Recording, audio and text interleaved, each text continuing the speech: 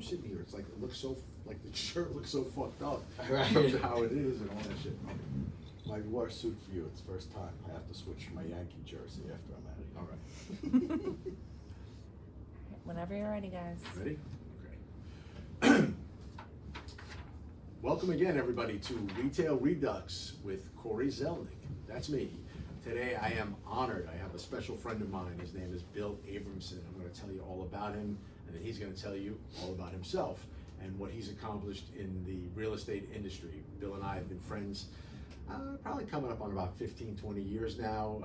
We hang in the same business circles, and we actually hang out in the same arenas, just never at the same time. Bill is an avid music fan. He'll tell you all about that if he likes. I know he's a big New York fan, Knicks, Yankees, maybe some Mets, little Rangers, whatever. But if you follow Bill on Instagram, and we can talk about that later, you'll just see him at a venue every night doing something. He lives a great life, and he deserves that. But more importantly, I work off my cheat sheet to start this event, and I tell you that Bill is the director of brokerage at Buckbinder and Warren Realty Group LLC. He handles everything there when it comes to leasing and sales and everything. He is probably the #1 landlord rep guy in the city. And so this is the first time, Bill, that I'm talking to someone that is specific to the landlord side of the world. So I look forward to our conversation. Further along, Bill, very important. Bill is a New York City guy like me. And what I'm happy about today is I get into another borough. Bill is from the Bronx. We've had Queens people, we've had Manhattan people, we've had Brooklyn people. So I'm happy to have the Bronx in the house tonight, or today, I should say. Bill is a recipient of the 2000 David Rockefeller Fellowship, which helps develop top private sector leaders and engages them in New York City's public arena. He has also been selected Commander for the Day by the Policemen's Association and Pencil, which is the acronym for Principal for a Day, on multiple occasions. Additionally, Bill is an adjunct professor at NYU for the last 5 or 6 years. Bill is a big community guy. Bill is, he served as chairperson of Community Board number 8 in the Bronx, president and chairperson of the board of Riverdale YMYMHA. Bill is also a past president of the Benjamin Franklin Reform Democratic Club and was appointed by Mayor Bloomberg to serve on the WIB, Workforce Investment Board. Bill's history is deep in New York City. He'll knock me for this, but he built Chelsea Beers. He ran it, the whole thing, before he stepped into the real estate business, and I've been more long-winded than I like to be on these intros because I like to hear from my guests. So Bill, I'm going to turn it over to you. Oops, wait. Jared, you got to fix this one, right? Most importantly, Bill lives here in the city with his wife Susan and his daughters Jade and Mia. So with all of that said, Bill, take us through your life. Well, thank you, Cory. First of all, it's a pleasure to be here. And thank you for your kind words. Very well.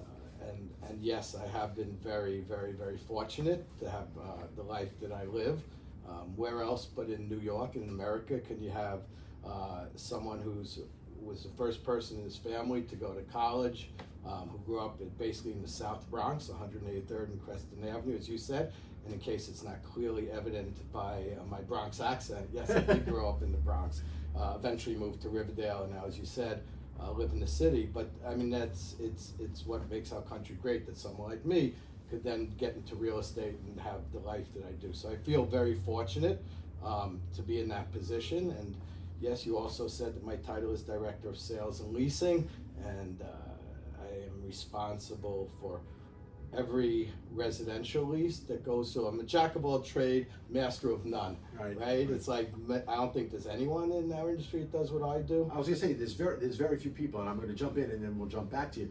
You know, it's interesting because you have your directors of leasing commercial, your directors of leasing office, your directors of leasing apartment rentals, director of sales, apartment sales, but you quite possibly could be the only one.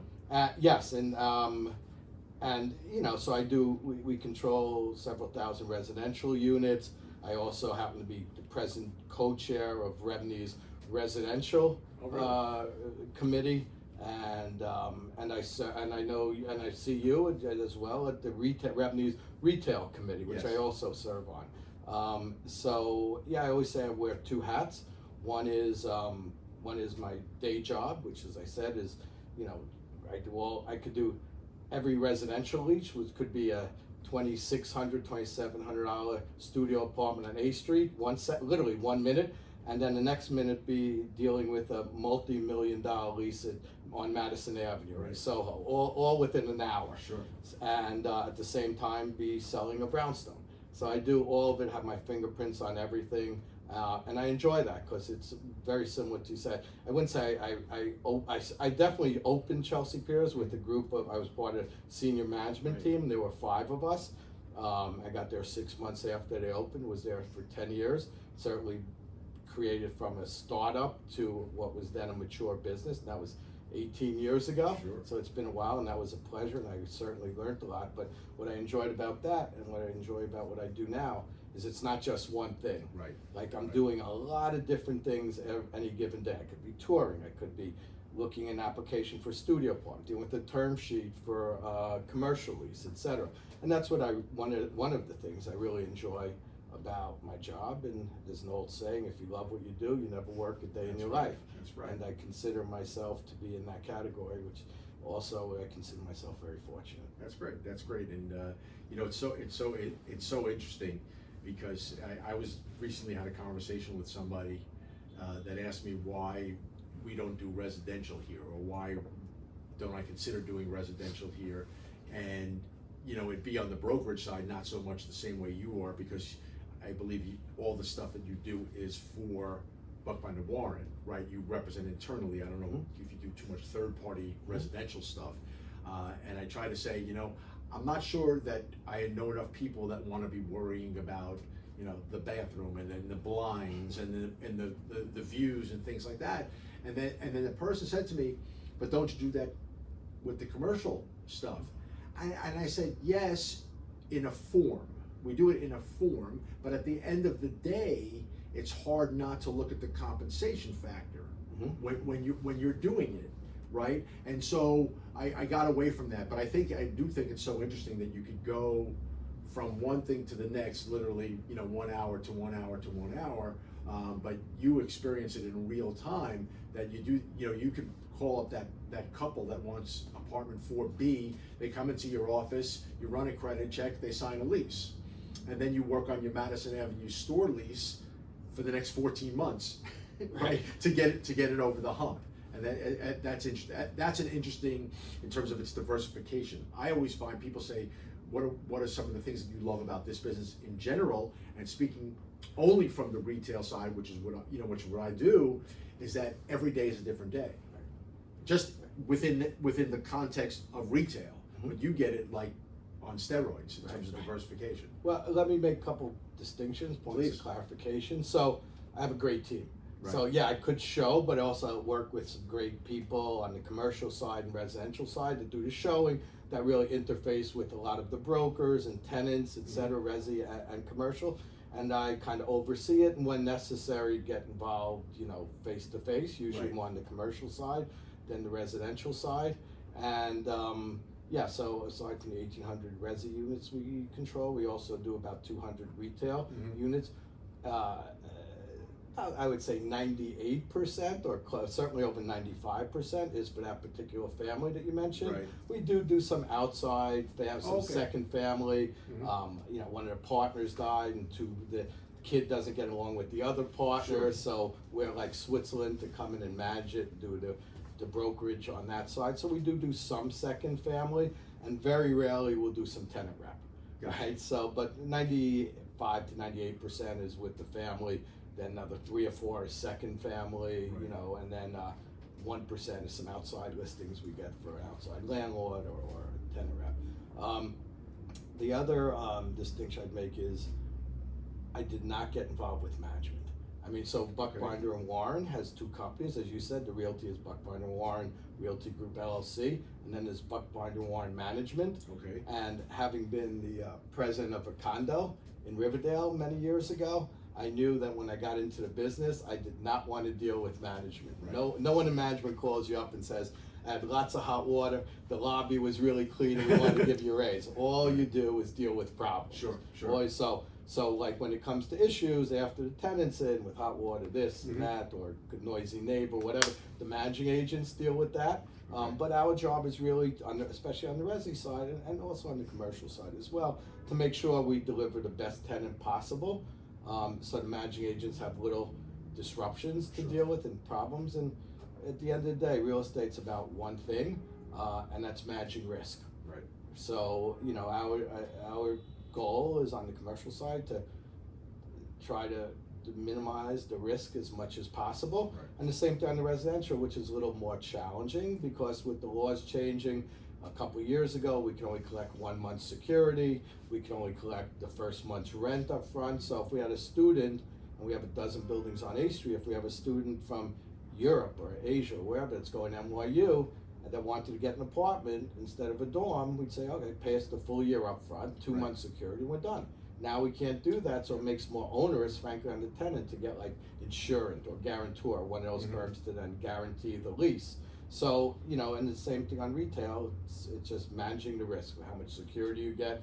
And because I represent a long time holder, really, we've been around over 60 years, we're known as being low leveraged. So we're not looking for the last penny, but the security to us, or it's not us, the landlord, is way more important than getting the last dime on a retailer. Yeah, no, I can appreciate that, and when we're out, I do a lot. I do landlord rep and tenant reps. I see both sides of those things.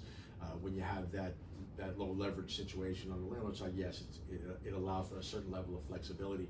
But half a step back on what you were saying, with respect to the 1 month security and the 1 month, every day you feel like you wake up and the government, whether it's the local or the national, they're going to tell you something else you can or you can't do, and none of it rarely does it ever seem to be in the landlord's favor. And, well, yeah, I'm not going to say secrets. We live in the politicians are obviously anti-business, anti-business, anti-landlords. The landlords are just not every landlord's a good landlord. Granted. But for the most part, I mean, my residential leases, it seems like every other month I'm putting in a new rider, that has to be included, whatever that is. And, God forbid a tenant stops paying rent, it'll take us a year to get them out. I know. And so that's just the environment. No one's crying for the landlords, but the reality is it's an anti-business, anti-landlord environment. Not so much from the mayor, this mayor, right? But certainly in the city council and the state assembly, etc. So I think, and we avoid politics for the most part on these conversations, but I think that COVID exacerbated things into the political arena so much to the downside with respect to the landlords. The perspective from the there was never any real perspective of what the landlord was thinking. You had we're pro tenant, we're pro landlord. You and I were just pro real estate, and they really handcuff the landlord on so many different levels. Not the least of which is the eviction laws. And I'm speaking, primarily from the commercial side.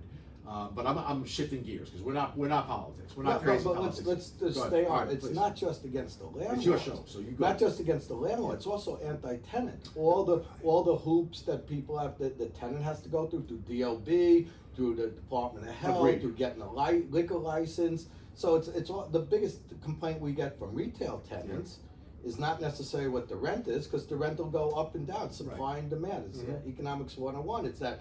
It's taken me forever to get my drawings approved, or to get my liquor license, or to get XYZ, or to deal with LPC. So, I mean, it also affects the tenants. I'm sorry, I'm going to throw in one other enemy. I'm going to say enemy of real estate, both landlord and tenant, and that's Con Ed. They are a trouble spot, and you must be seeing it here, there, and everywhere, and maybe you're smirking because you have to be careful what you say. And I try to be politically correct in what I say, but I'm seeing it too often from both sides, to the extent now that my LOI provisions on the behalf of the tenants that I represent have changed. You and I were talking sort of offline before we came on about insurance provisions and things like that, and getting that process started with respect to a negotiation early on, so it doesn't happen at the end. Well, we have to have that Con Ed conversation comes up in the first draft of the LOI. Mm-hmm. And the reason I bring that up most specifically is we did a Panda Express at 14th Street and First Avenue. Okay, 9 months ago, they were fully built and ready to open, and they just sat and waited on Con Ed. It took 9 months to open that store, because when they made appointments with Con Ed, the response was, "We'll get there." And that creates a lot of problems. I'm sorry. Dealing with the same thing you on 14th and First. We put a Pizza Hut there. Okay. So we're dealing with Con Ed. But listen, just like not every politician is bad, I'm making general strokes. There's some wonderful politicians that really listen to their constituents, whether it's business or residents, etc. Con Ed is a friend of ours, and we'll get into this later, I guess. My pro bono work, I co-chair the Union Square Partnership. And Con Ed is one of the founding members, and they've been a great community. They have a wonderful new hire there to do public affairs, and she's on our board. And they're really a great neighbor and into the community as well. Having said that, we deal with the same issues. To get Con Ed to come to the site and deal with it is one of the things that you have to deal with when considering concession, all that, because it does take some time. And I know they're working on it, but they've been a good neighbor in the community.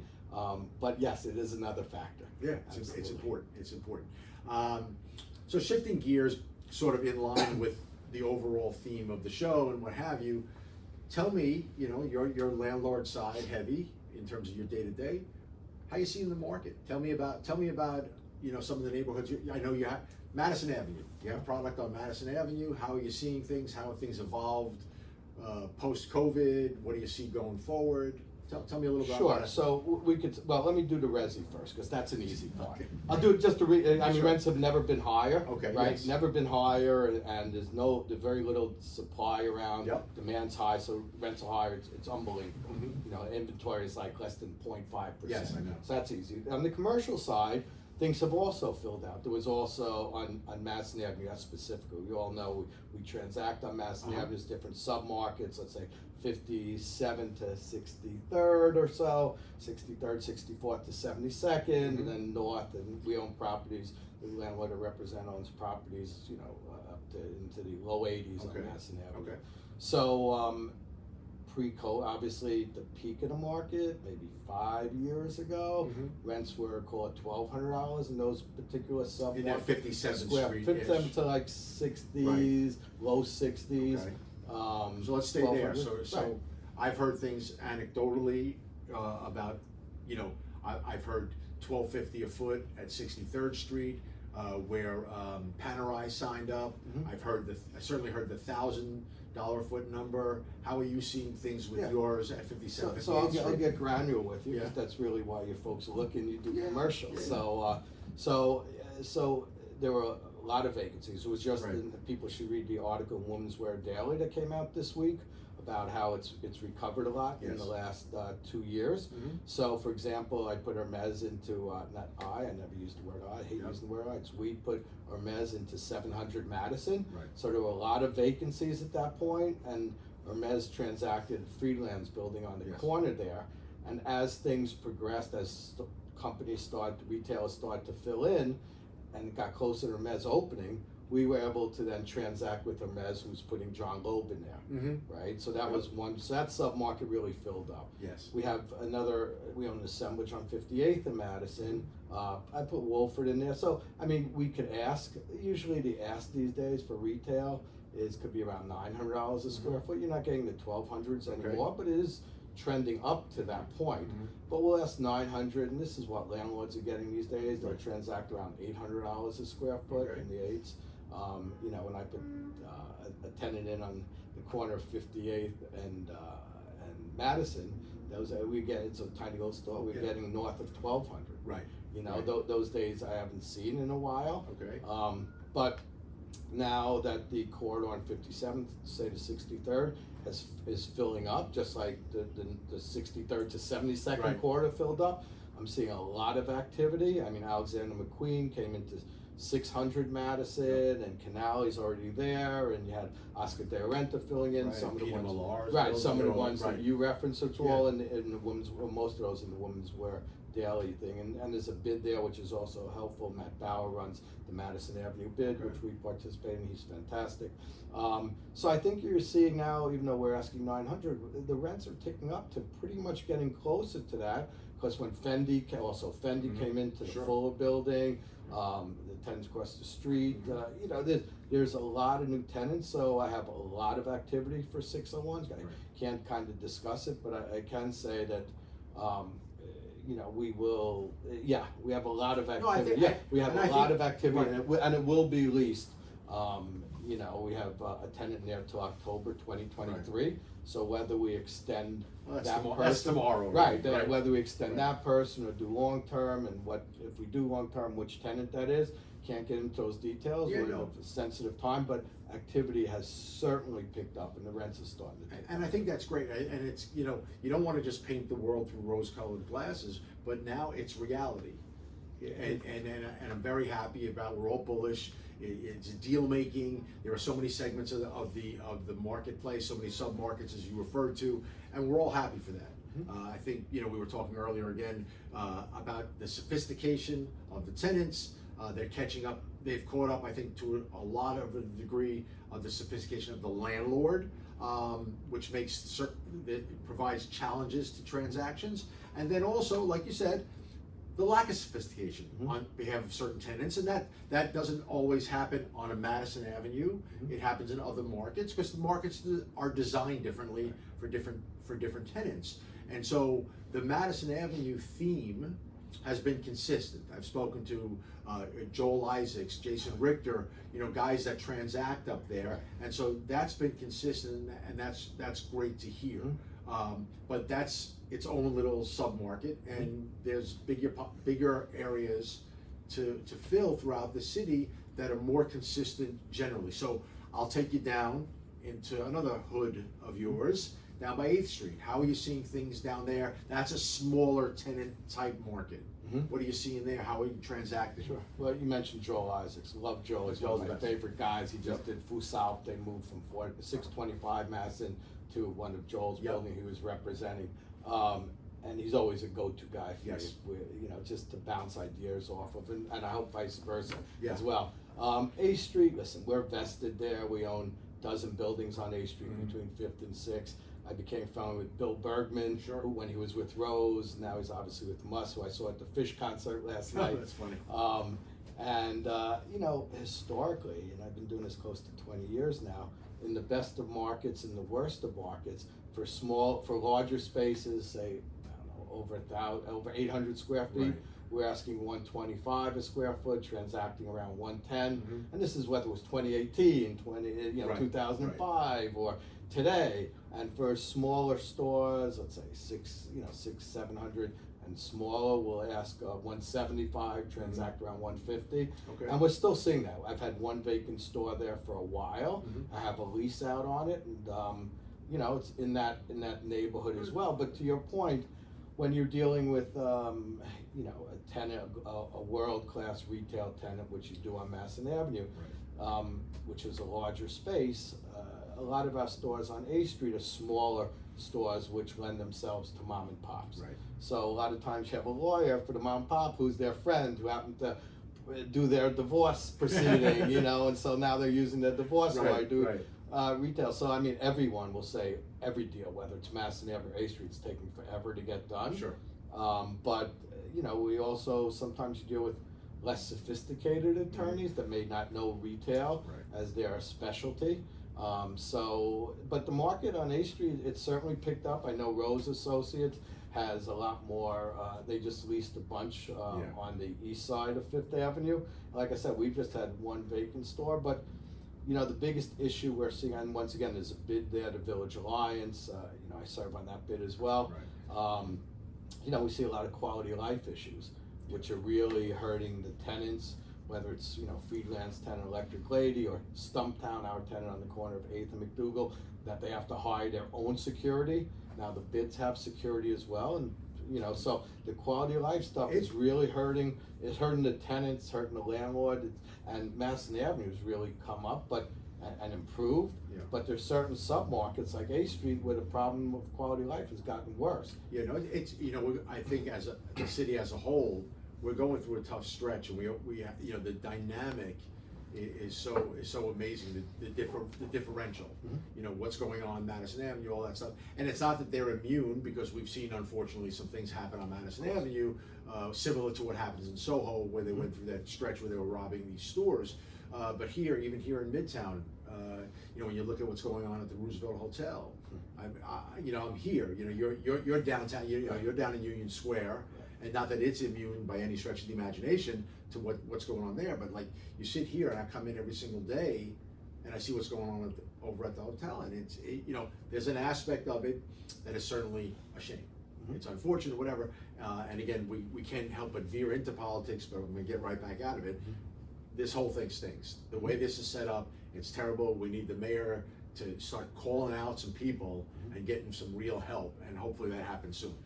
That aside, I think that when you talk about 8th Street in the manner that you talk about 8th Street, you talk about Madison Avenue in the manner you talk about Madison Avenue, and what I'm seeing in some of the work that we're doing in the outer boroughs, I think that, and I've introduced this in conversation, retail in the real estate sphere is sort of the prettiest girl at the dance for the moment, right? You and I don't have to get into the problems of the office world. That's for other people to talk about.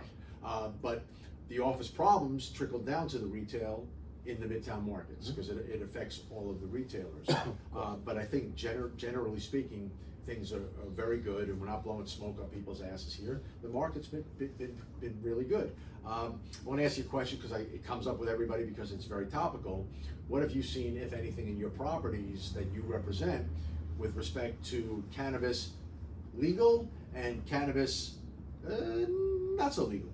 How have you been involved? Do you have any? Well, no, nor will we ever. All right. Okay. So obviously, it's 70% of the calls I get are from legal cannabis, illegal unlicensed cannabis, smoke shops. It's unbelievable. I get more calls about that over the last 18 months than anything else, right? And because we're low leveraged, I understand the laws and where legal cannabis can transact. Right. We're certainly able to do it legally. Right. But that's just not a tenant that we would have. And that's the landlord's choice, and I serve at the landlord's will. Yes. But it's unbelievable how many people are calling, whether it's the guys from CBRE that have the legal guys, right, who are fantastic. Yeah. It's a great team they have over there. It's incredible. And it used to be like pizza shops used to be 20 years ago. It used to be two pizza stores on every corner, on every block. Right. Now you have 3 or 4 smoke shops on every block. I know. And the lease negotiations go quickly, and they pay more money. It's like they come up, well, you're getting X amount of rent, and the offers, I'll give you Y, which is 20% over. And it seems like it's 1.5. We've entertained these, not smoke shops, but they also own delis.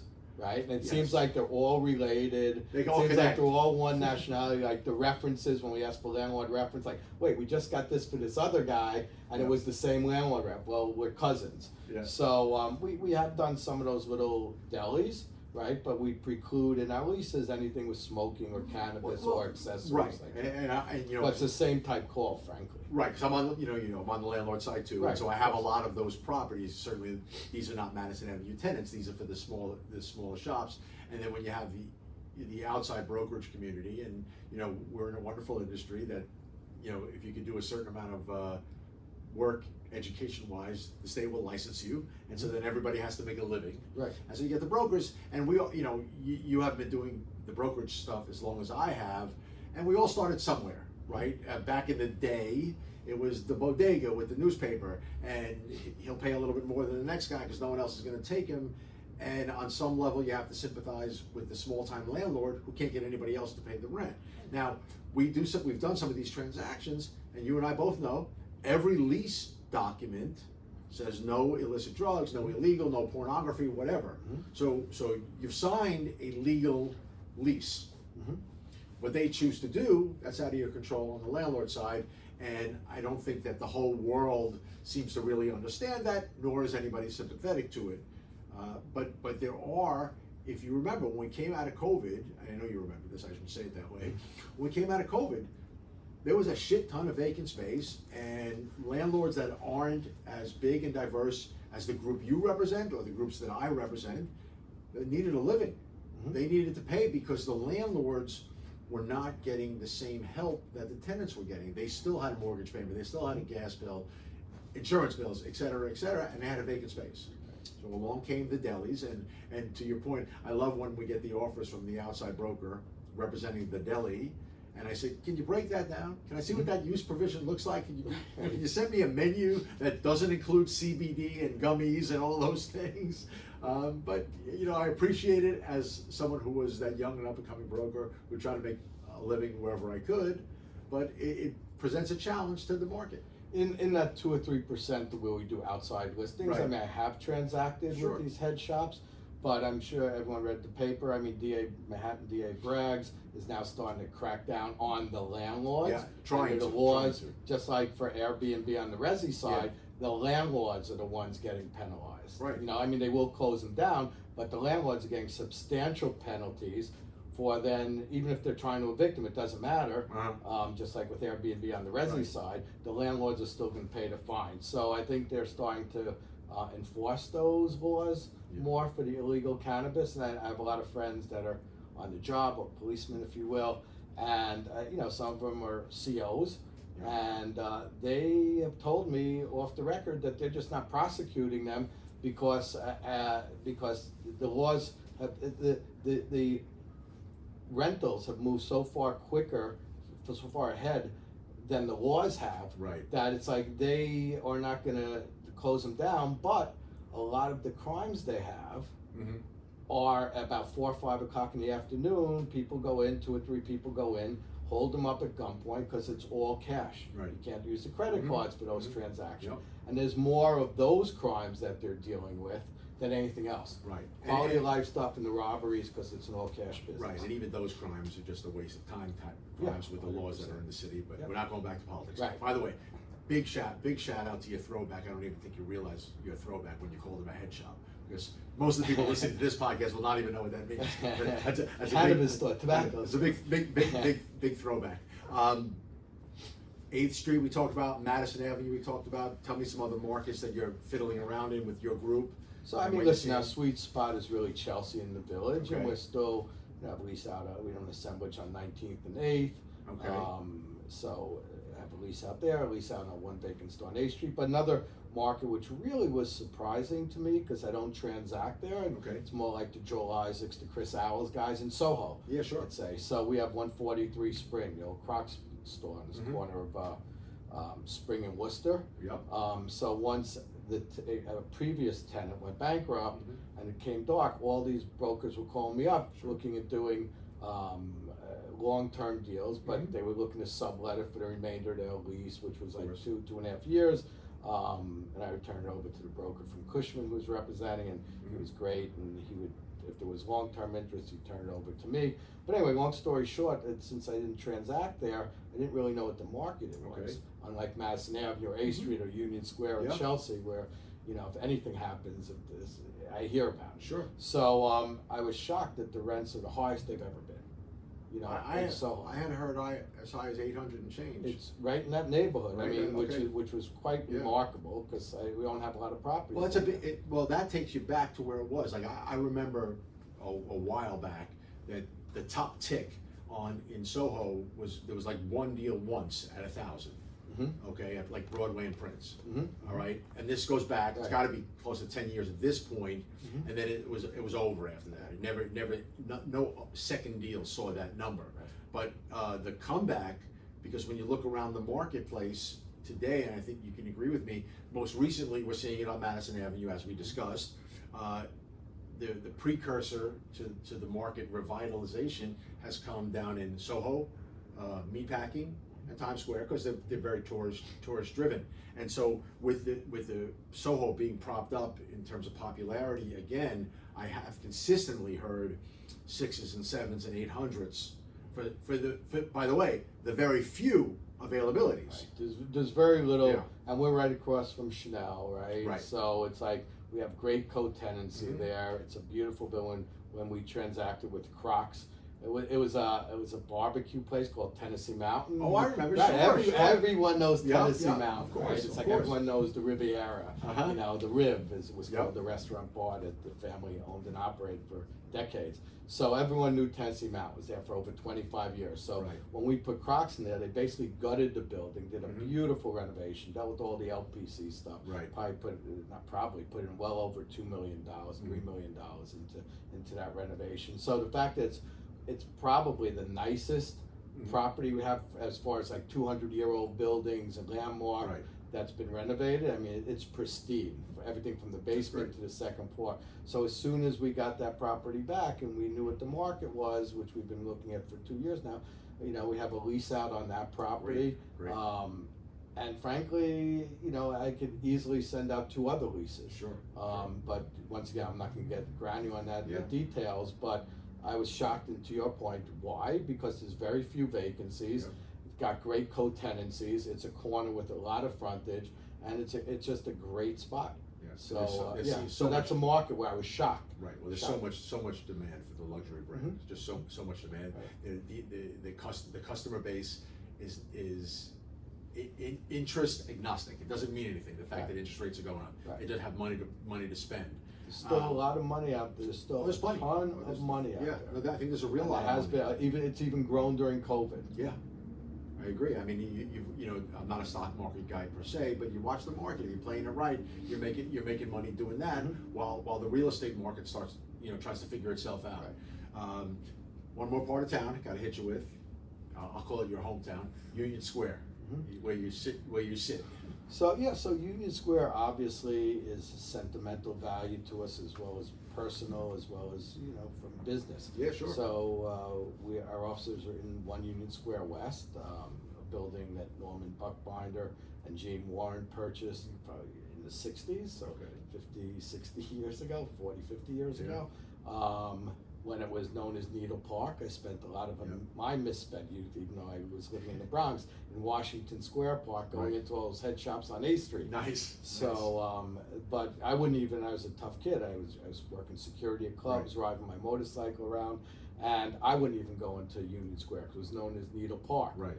So Norman Buckbinder, Con Ed, Mhm. who was run by Gene McGrath at the time, and NYU, and other, and David Browse's Sure, family, and ABS guys, and Mhm. Firewall, and Danny Yeah, Myers, of sure. course. Started the first bid, the 78 bids in all 5 boroughs now. And so that was the first bid out of all. I happen to co-chair the Union Square Partnership Mhm. now. We could get into the pro bono stuff later, but Union Square, and you also mentioned something which is critical as a broker, we have to be optimistic. Yeah. of Right, course. that's out. If you have a broker that's pessimistic, you know, just he should be in a different business, maybe go into administration. Exactly But right. if you're in retail leasing, you just have to be an optimist, Yeah. otherwise you're not going to survive in this business. Yeah. So Union Square is going through one of those transitions, like every other submarket does. Madison Avenue did, Soho did. Mhm. It's not a market that doesn't go through a Sure. transition. We're going through a transition. There happens to be a little more vacancy than there should be, but if you go a block west on 5th Avenue from Mhm. 14th Street to 18th, 19th, Flatiron. Yep. right? You Chelsea up to Flatiron, Sure. but that looks like mini Madison Avenue. That's right. And so that area's filled in, and then they're getting rents to where they were pre-COVID, Sure. for sure. Sure. Union Square is, frankly, the market when we put Reebok into our building at 1 Union Square was $600 a square Yeah. foot, and now it's probably half that. Right. You know, you could ask 300, but I don't know if you get $300 a square foot. Or And you could be diagonal across the street from you and ask 1,000 a foot. Well, I mean, to that point, ties Yeah. into what we were talking about Yeah. a couple of minutes ago. So there are 7 vacant corners. Yep. The one diagonally across from us is one of them, where they had a signed lease Yep. with a cannabis. Yep. But with any cannabis lease, you have a kick out in it, and I guess they didn't get their license or something happened. So once that happened, I know the lease was for above market, I know. but that's what happens. But now they reduced their ask, and listen, we're not. I look at it in the macro level. We're not in this alone, right? We being Buckbinder and Warren. Mhm. So the market, so having a lower threshold to getting, I'm Sure. saying this is a great opportunity. Let's take the opportunity. You have your space on the market. Give us a little plug. Tell us what you have, what you're No, asking. I'm not just gonna plug ours. I'm gonna Okay, no, plug but yeah. all the whole district, and I will plug ours. No, but as you well. have a Yeah. great corner. Sure. I have a corner in the district, okay, which is the former Walgreens, Mhm. but I don't officially have it because Right. Walgreens is still going to pay us rent Right. for the next 4 years. And just as a heads up, you're going to get Jack's 99-cent store, Right. unfortunately, for that period of time because Walgreens just needs somebody to stop the bleeding. Right. But really, Yeah, so how big is your ground floor? So we have 4,600 retail. The C of O allows sales below, so it's 64 in the low Okay. level. It's larger because there's a vault there. Sure. We're asking 2.8 million. Okay. And it's arguably the best corner. I mean, you Uh-huh. have 34 million people a year that go through that turnstile. Third busiest turnstile, and has had the greatest recovery, even more in Grand Central and Times Square than those two as far Sure. as people back. 386,000 people a day walk by that corner. And the people who are there are less tourists. Every dollar spent there, a lot of people come through, and the reason why it's recovered so much in the turnstile is because they're coming from the 5 boroughs. Right. You have fewer tourists than, let's say, Grand Central or Times Square for sure, but those are the people that are going to NYU, that are spending money, has a lot of disposable income. So you have more foot traffic there than almost any other market in the city other than, let's say, Times Square. I think it's great. I So, think it's great. and we work with, we had a meeting with, the Greg Shankers, Brian Files, the Eric Garals, and David Browse, and we all Sure. got together to discuss it, and Fred Posniak all got together to discuss how could we improve the district, how could we work together, what we really need and what we will have. This isn't like a pipe dream. We will get some anchor tenant, and that will change everything, just like Hermes did in that strip we were talking Right. about, that little sub-market we were talking about, Madison Avenue.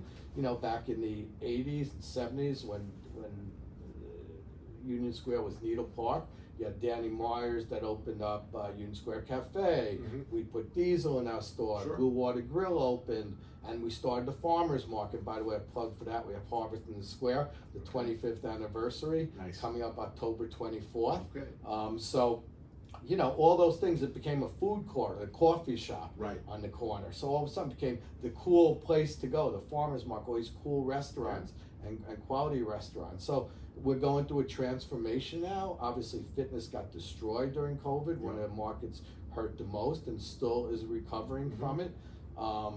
We'll all work together to get a quality tenant. And we're not gonna put, no offense to Walgreens or Dwayne Reed, we're not gonna put a pharmacy in our corner. Yeah, no, I But understand. we want and we've been proactive going out there for some quality, Good. cool tenants that may be in Good. Soho or Mass. That helps everybody. Yep. As we sort of round our way towards a conclusion here, your pro bono work, your philanthropic work is long, and I think it's commendable, and I love that about you. So I'm going to ask you to pick one. Give me a 30-second snippet on one of the groups that you hold in high regard. Not that any of the other ones aren't good, but give me one so we can get a shout out and get that. Yeah, get the so word I mean, out. so simply, listen, I think I've had this personal commitment that wherever I am, Uh-huh. whether it's my community where I live or where I work, I'm gonna leave that better than when I got Good. there. That's great. In my residential community, that's why I co-chaired, that's why I chaired a community board and was Uh-huh. president of political club, and that's why I do a lot of stuff with being on the Mass Avenue bid or treasurer of the Village Alliance, treasurer of the new West Village bid, et cetera. But I coach, you said to pick one, and I picked the Union Square Partnership Right. where I've been chair. And I don't, at this point in my life, I'm not looking for resume builders anymore, Uh-huh. but when I was chair of the community board 25 years ago, we did a 197A, Okay. which we saw that upzoning certain areas would enhance economic development. We did that on 231st Street, which now has a whole shopping center there. Yeah. And down zone other part where we wanted to preclude economic development, which is along Henry Hudson Parkway. So that was my legacy in Community Board number 8. My legacy here in Union Square is we created under my chairmanship and obviously under the great staff we have. We just hired a new executive director there. Is a 10-year, $100 million vision plan to create 33% more public space. There's probably about 30 different pavers, treatments, you know, from cobblestone to bluestone to concrete, and to make it one, to change the traffic patterns around there a little bit as well, to go with the mayor's plan for Broadway, which starts at 42nd Street, ends with us, and you can see it already happening. Obviously, it happened in Times Square, more public plazas. It's obvious in Bryant Park, in Madison Square Park, and the Flatiron Nomad bid over there, and it comes down to us. So the idea is to create, and that's very critical, I think, for retailers to realize they have an opportunity to get into Union Square at a low price point, and because the prices are going to go up. So just to answer your question, the pro bono part, really proud of what we've done as a board and as staff, creating a $100 million 10-year vision plan to transform the area. So the legacy, that's it's great. It's a great legacy. You deserve it. It's so commendable. And it's good. You know what? At the end of the day, it's good business. Well, and I'm going to say to you, well, so I'm going to call you out on one thing. I need to be invited to at least one 14th Union Square partnership meeting. I want to be a spectator, so put me on the list. Well, better than that, I mean, we are going to reactivate. I just met with the executive director yesterday. We're going to start broker events again. Let's get the market. I know Brian, I know Shanker, I know all the guys. Yeah, well, of course you do. Let's go. Yeah. All right.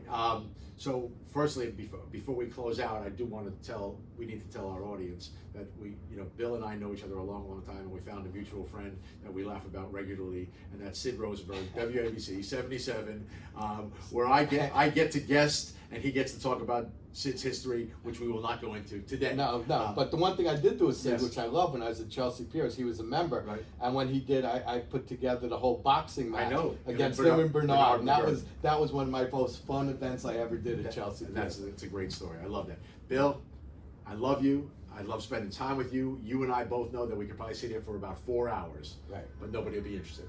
Only you and I. Thank you so much for coming up. Thanks for spending some time. We'll talk again. I'll revisit with you in like 6 months, and we'll see how the market's going. And until then, I will probably see you at Madison Square Garden at a Knick game before you know it. Absolutely. Thanks so Yankee much. Game before that. So my pleasure, and thanks for having me. My pleasure, and look forward to following us, folks. Spotify, YouTube, Instagram. Track us down, find us, and listen to Bill Abramson, because the man knows his shit. All right.